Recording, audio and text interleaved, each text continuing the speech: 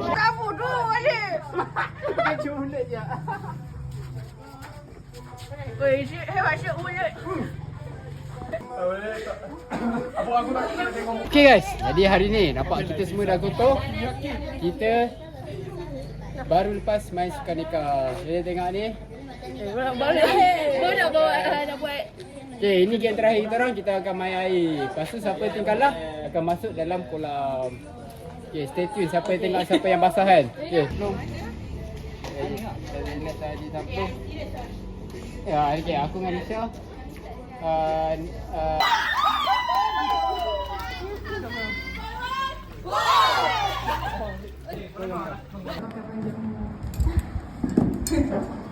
Syafi suka mereka. Ya, siap.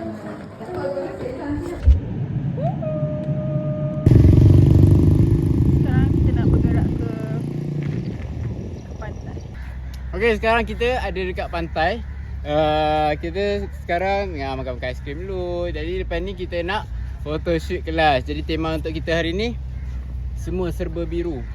Tema kita hari ni Denny. Apa ke? Kau sebut biru lah. Akan jadi malam kemuncak. Ada tengah buat carrot. Sekarang ni kita ada team BBQ, Shu. Hai. Dan ibunya. Hai Ibu Shu. Ni Nisha tengah bawang-bawang. Belakang tu tengah silai baju. Tu tengah relax tengok TV. Jom kita tengok team lelaki buat apa. Okay, diorang tengah buat api. Ulala. Kini ku coba mencari penantimu.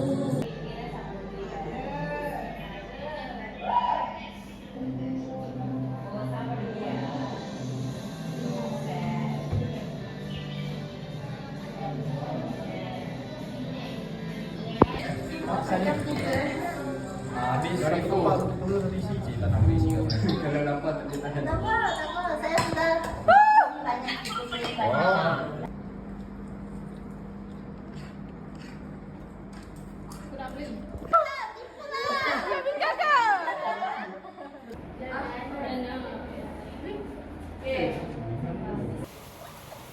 Satu, dua, tiga.